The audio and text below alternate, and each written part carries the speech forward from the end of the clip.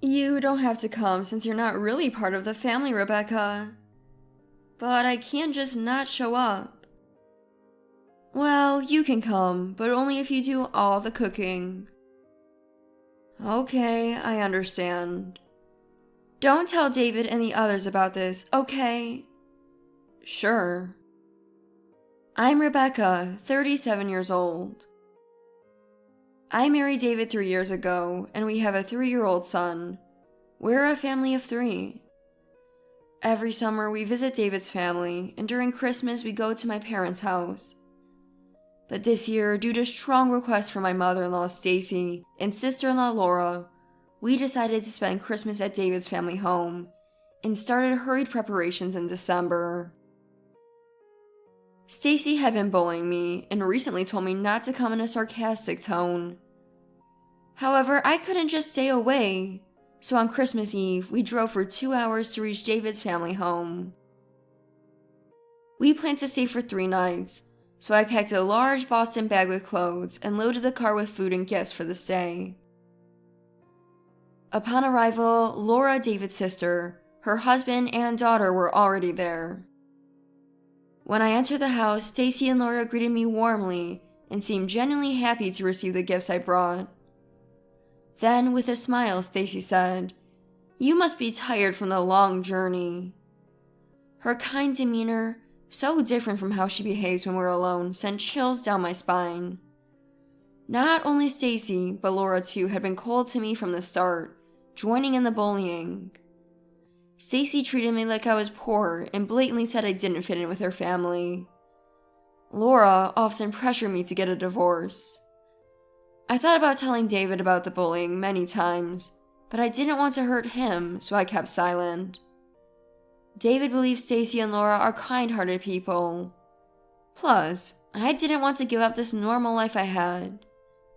So I thought enduring it just during family visits was enough. After arriving and chatting with everyone, we headed to the kitchen to prepare dinner. Suddenly, Stacy suggested handing out Christmas cards. At that time, only I, my son, Stacy, Laura, and Laura's daughter Donna were at home. David and the others had gone to a nearby grocery store to buy alcohol and were not around. In hindsight, I think Stacy had planned this moment. First, she gave Laura's daughter a Christmas card with money inside. It contained $100. The niece, only 6, didn't quite understand the value of $100, but was thrilled to hear she could buy toys with it. I felt giving a 6-year-old $100 was a bit much, but considering the wealthy lifestyle of my husband's family, it seems reasonable. Above all, Stacy adored her niece. That day she hugged her, saying, "So cute, so adorable," while nuzzling her cheek. In contrast, she had never shown such affection to my son. I guess a daughter's child is just more endearing. A daughter-in-law's child is, after all, someone else's. As I was thinking this, Stacy gave my son a Christmas card. The way she handed it over felt so indifferent, devoid of love, but I was relieved she treated my son equally. I was worried her mistreatment of me might extend to him, but even Stacy wouldn't do such a thing to her grandchild, it seemed. I thanked Stacy and urged my son to do the same. "Say thank you to Grandma." Then Stacy remarked, "Can't he even say thank you on his own? What kind of upbringing is that?" My son is 3 and can say thank you, but he seems to sense Stacy's constant bullying of me and is uncomfortable around her. So he rarely speaks in her presence. Looking down, my son heard Stacy say, "He's the ugliest of all my grandchildren." Even at 3, he understood the insult. He tensed up and hid behind me. I raised my voice. "How can you say such a thing?" But she nonchalantly said, "It's just a joke, a joke. Come on, open it and see what's inside." I wanted to return the card and leave, but my son bravely said thank you and opened it. I watched, suppressing my anger, as he opened the envelope. When he did, I saw something other than money inside. Thinking Stacy had considerately put in stickers or something for a 3-year-old, I was curious. But as my son pulled it out, it was just a dry leaf. Stunned, I couldn't comprehend when Stacy said, "A poor child needs nothing more than a single leaf." I was speechless at Stacy, who said this with a mean laugh. I initially thought it was a joke, but Stacy was seriously harassing us. Laura, having witnessed this, "It was a great idea after all. Rebecca's face is priceless," she said mockingly, laughing at me. They had conspired together in this cruelty.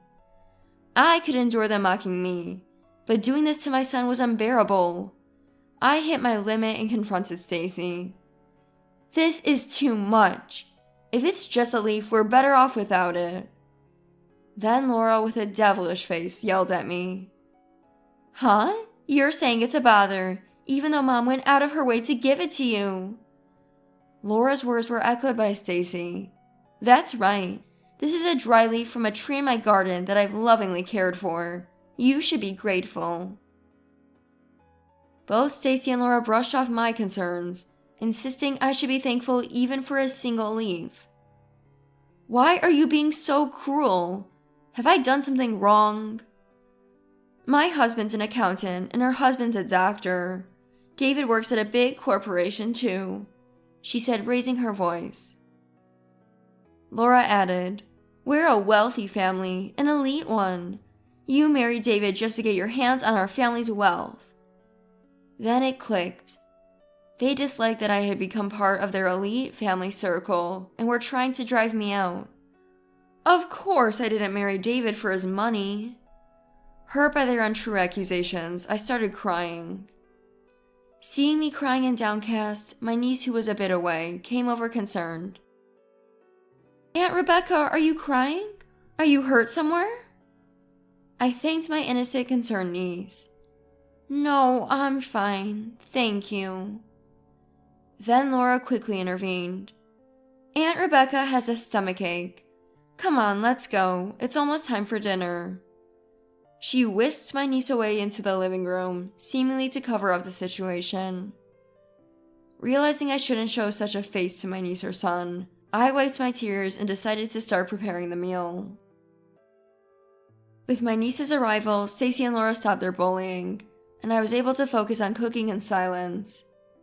As expected, neither of them looked after my son, so I let him play in the kitchen while I prepared some appetizers. While cooking, I couldn't help but cry again, thinking about why I had to endure such pain just to visit my husband's family. Just then, David and the others returned. I quickly put on a smile, not wanting them to see my tears, and went to greet them at the entrance. Stacy and Laura, who had been so mean just moments ago, now wore kind faces.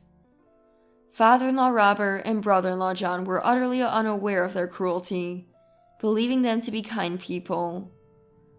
Robert, with a gentle smile, carried the chicken they had bought into the living room. John happily went to the living room with his niece, and Laura followed them, looking content. To anyone just observing, they seemed like a truly happy family, but their true nature was completely different from what they had shown earlier. Even so, I didn't have the courage to disrupt this family's happiness.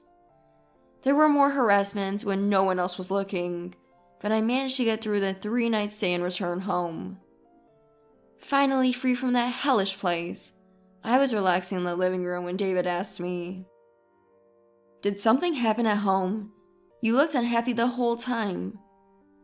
I was surprised that David had noticed, but I pretended as if nothing had happened.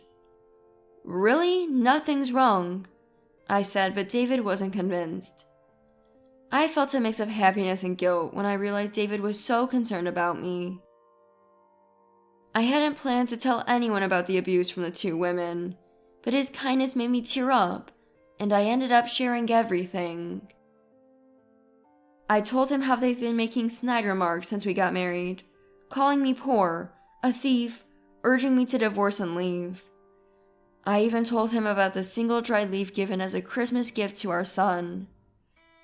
As I recounted what I endured over the past 3 years, David's face turned red with shock and anger, trembling with rage. Showing him the dry leaf as evidence only fueled his fury more. David apologized, still angry. "I'm sorry, I didn't realize this was happening."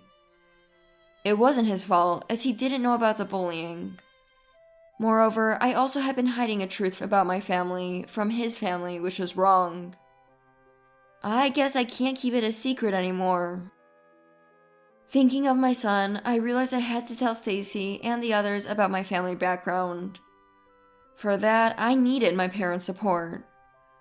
I called my mother and told her what had happened with Stacy and Laura. I could tell from her voice, though calm, she was angry. Thankfully, both of my parents agreed to help, so David and I decided to visit his family home over the weekend to discuss everything. That weekend, at David's family home, Stacy, Laura, Robert, David, John, and I gathered. My niece was playing in the garden, and my son was napping in the next room.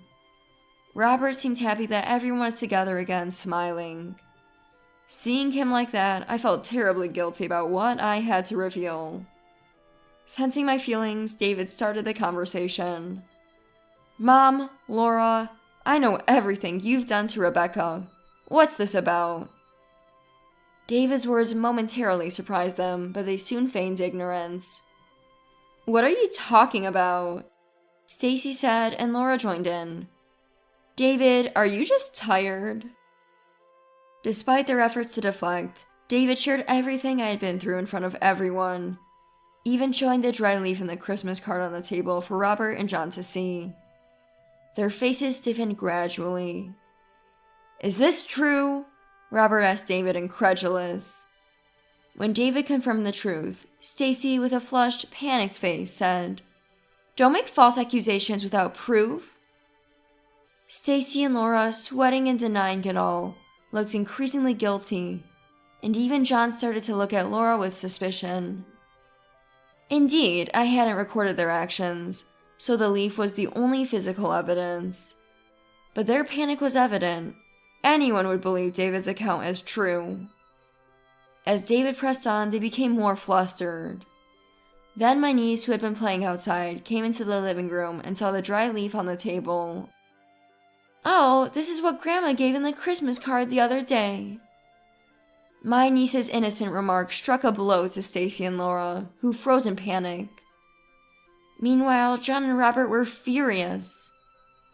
Then my niece asked, "Is Aunt Rebecca poor?" Confused, John asked her, "Why would you say that?"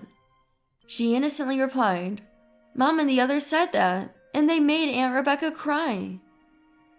With that, she went back to play in the garden. Her decisive statement left Stacy and Laura even more flustered. John looked at his wife with disgust, and Robert sharply criticized Stacy, calling her the worst. Accused by everyone, the two women lashed out. "It's David's fault for marrying a poor person." Laura yelled at David, with Stacy joining in. "Rebecca doesn't belong in this family. I've said it from the start." They began trying to convince David to divorce me, to protect the family wealth. Aghast, David retorted, "Who ever said Rebecca is poor?" and opened the living room door. In came my parents. Stacy and Laura were confused by the sudden appearance of my parents. My parents had come today, as I had asked them over the phone. Stacy, bewildered, said, "What are Rebecca's parents doing here all of a sudden?" My mother, remaining calm, said, "We've heard about the situation. Our daughter seems to be quite indebted to you." I could tell my parents were quite angry, despite their calm demeanor. As my parents were greeting everyone, a remorseful Robert apologized. "I'm sorry for the foolishness of our family. We've been horrible to your precious daughter." John also apologized, but the true culprits were the two women. My father asked Robert to stop apologizing and turned to Stacy and Laura. "We haven't had the chance to properly introduce ourselves. We're like this, you see." He handed them his business card. Stacy, thinking we were poor, carelessly accepted it with one hand. Laura, seemingly uninterested, took the card and handed it to John without a second glance. Upon seeing the cards, Robert and John's faces showed shock. Understandably so. My father's card listed the name of a well-known local company with CEO beside his name. My mother's card read Executive Director. Their company is a famous one known to everyone.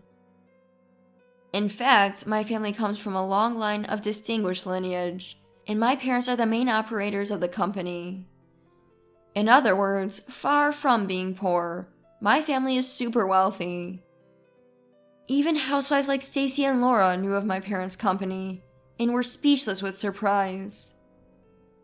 While surprised, Robert was curious why we had kept the truth hidden until now. Feeling apologetic for not telling Robert and John earlier, I decided to explain why I had concealed the facts about my family. I had always been troubled by being wealthy since I was young. The people who approached me were either after money or adults trying to please my parents. No one ever interacted with me sincerely, leaving me unable to trust anyone. Then I met David, and our relationship developed. We dated for 3 years, and David proposed to me. I was scared to tell the truth, but I couldn't keep it a secret if we were to marry, so I revealed everything about my family background. Despite this, David didn't change at all. Usually, when I mention being wealthy, people's attitudes change, and they would start asking for money, but David was different. I trusted David and decided to marry him. The reason I didn't tell David's family about my own was that I wanted them to see me not as the daughter of a prestigious family, but as David's wife. I also didn't want them to feel awkward or act differently around me. Stacy and Laura were dumbfounded upon hearing my story. Then, as if snapping back to reality, they suddenly started flattering me and my parents. "Rebecca has a dignity unlike ordinary people," said Stacy. Laura joined in. "It's an honor to be connected to a prestigious family." My parents looked at Stacy and Laura with disdain, which was precisely why I had kept quiet about my family. Now what they saw in me was not myself, but my parents' wealth. Finally, I told Stacy and Laura, "I can tolerate harassment directed at me, but I cannot forgive what you did to my precious son." Robert and John agreed, supporting me. Stacy and Laura apologized with pitiful faces, but it was too late. I had no intention of forgiving them. Having said what we wanted, David and I decided to leave the matter of Stacy and Laura's conduct to Robert and John, and went home. I thought Stacy and Laura would likely face a stern reprimand from Robert and John afterward. It turned out that just being scolded wasn't the end for Stacy and Laura. A few days later, they called me in a panic. Apparently, Robert had threatened Stacy with divorce, and she pleaded, "I'm about to be divorced. Can you please talk to your husband for me?" Laura was in a similar situation, asking desperately, "Can you lend me some money? I've been caught spending our savings, and I'm in big trouble. I'm facing divorce." It seemed that Robert and John had each had discussions with their wives, during which it was discovered that Stacy and Laura had been recklessly spending the family savings on luxury brands. Their irresponsible behavior and bad character led to them being faced with divorce. Their divorce negotiations were contentious, but ultimately, both Stacy and Laura were divorced and kicked out of their homes. David declared that he would cut ties with the two and changed his contact information. I hadn't expected it to escalate to divorce, but I thought it was their just deserts. I later learned that after being divorced, both women accustomed to living luxuriously on Robert and John's earnings couldn't cope with sudden poverty. To maintain their lavish lifestyle, they accumulated debts by purchasing high-end brands, which led to a cycle of unmanageable interest payments and debt collection. John ended up with custody of my niece, who still occasionally plays with our family. Robert and John are kind people, and I plan to maintain a good relationship with them. On the other hand, my parents have been urging David to take over the family business, but he insists on continuing to work as an employee, as he has been doing. Even if David were to take over the company, I believe our life wouldn't change much, because I trust he's not the kind of person to be altered by money. I plan to continue trusting David and protecting the happiness of our family of 3.